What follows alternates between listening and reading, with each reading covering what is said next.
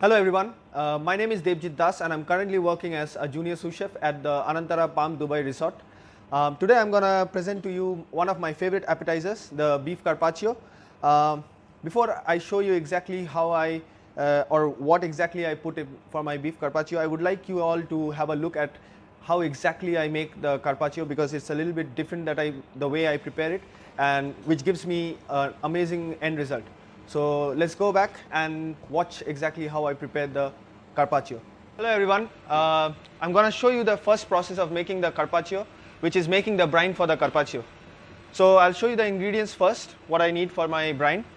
I have here 220 grams of salt, 35 grams of honey, 25 grams of brown sugar, 6 cloves of garlic, some black peppercorn and some cloves, 6 pieces of bay leaf, and some fresh thyme and some fresh sage.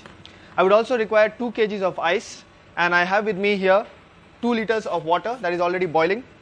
So what I'm going to do is I'm going to mix all my ingredients, dry ingredients, inside the boiling water and make sure that it dissolves well. So now I put my honey inside, brown sugar, my garlic, black peppercorn and cloves,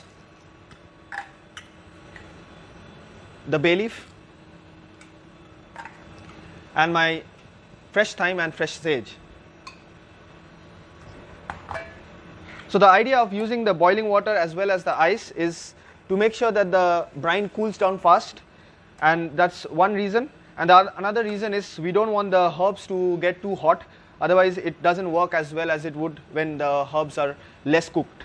So we just finished dissolving all the sugar and the honey and the salt, and we tip the entire thing on top of the ice, which forms the part of the brine as well.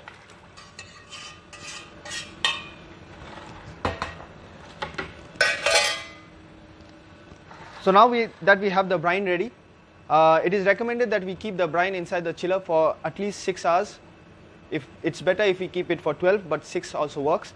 But the reason is, if we put any food product inside the brine right away from here, it will only taste of the salt and the sugar. But the main idea is to have the flavor of the spices and the herbs impart inside the brine, which will in turn flavor the meat that we're gonna brine.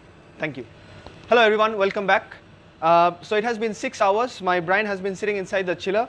I just tasted the brine and it tastes really nice. I can taste all the herbs and the spices as well as the sweetness from the honey and the brown sugar and the salt as well. So the next process of making the carpaccio is brining the meat. So before I put the meat inside the brine, I would like to give you a small description about the meat that I'm going to use.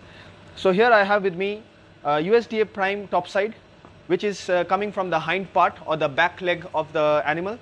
The reason for choosing this meat is firstly, it's a very unusual cut of meat for a tenderloin.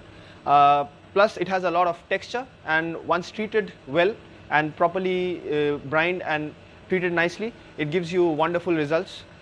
So that is the reason why I chose to use the top side of the animal. So what we're going to do is, you can see is this meat has been cut in the shape of a barrel. So it looks almost same like a fillet, but it's actually a top side. So we're going to put this meat inside the brine, and we're going to brine the meat for the next 12 hours. And after 12 hours, we're going to pull the meat outside the brine, and then we're going to dry it inside the chiller, air dry inside the chiller for the next 2 hours, so that the surface gets dry, which will again take us to our next step. So let's go and put this meat inside the brine. So you don't need to strain any of the herbs or the spices. It's completely fine with everything inside. It only adds more to the flavor. It doesn't take away anything else. So now the meat is inside the brine. We will see you in 12 hours. Thank you. Hello everyone, welcome back. So it has been 14 hours that we last spoke. So 12 hours for brining the top side, and 2 hours I used to air dry the beef inside the chiller. So the next process for making the carpaccio is searing the meat. But before that, I always like to coat my meat in toasted black peppercorn. So you can see here I have some ground black peppercorn. It's not too fine and it's not too coarse as well. If it is too fine, it's gonna burn. If it's too coarse, then it's gonna be too peppery and too spicy on the palate. So you can see here I've already coated the meat nicely with the black peppercorn, and what I'm going to do next is I'm going to sear it in very high heat. I have a pan over here already heated up. I'm using some neutral oil. I'm using corn oil, but you can use any other neutral oil like grapeseed oil, avocado oil with high spoke point or something like that. So I'll add some oil in here. You can see my pan is smoking, and I will now start to sear the meat. What we want is to hear the sizzle, means the meat is getting seared as well as the black peppercorn is getting nicely toasted. That's what we want. We don't want the meat to get cooked completely or any other ways. We just want the surface to be just nicely seared, and that's it.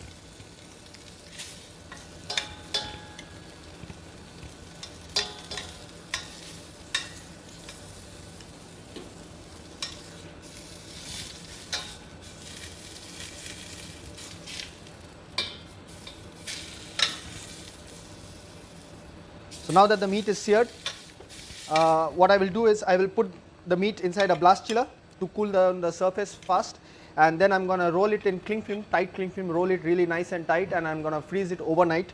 So we will meet again tomorrow, and we will show you the final dish where I slice the meat in a gravity slicer into nice thin carpaccio slices, and it will be served with other condiments which you will get to see tomorrow. Thank you. I hope you liked the way exactly how I prepared my carpaccio, and you understood exactly what I did.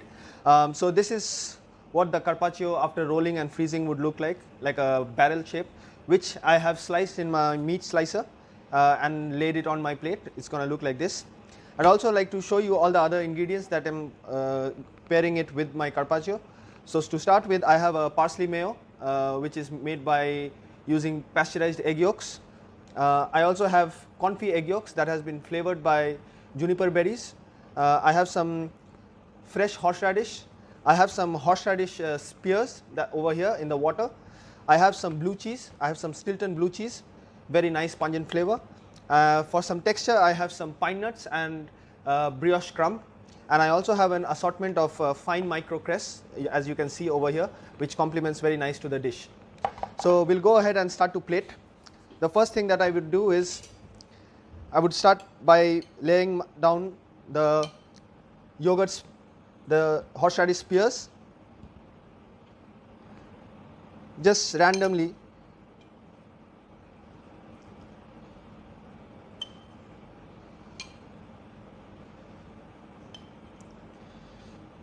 We don't want too much of these spears because at the end of the plating I am going to grate some fresh horseradish as well. Confit egg yolk. This has been cooked in a sous vide bath at 67 degrees for 45 minutes, and it gives us a really nice creamy texture. Now I have some parsley mayo.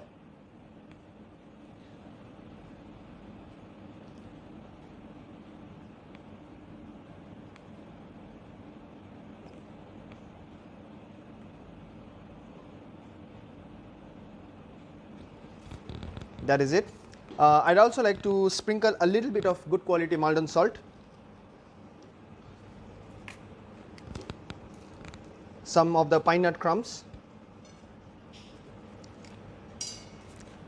my fresh horseradish, also this blue cheese which I have frozen, so I'm going to grate it quickly, and then I'm going to finally place all my micro cress.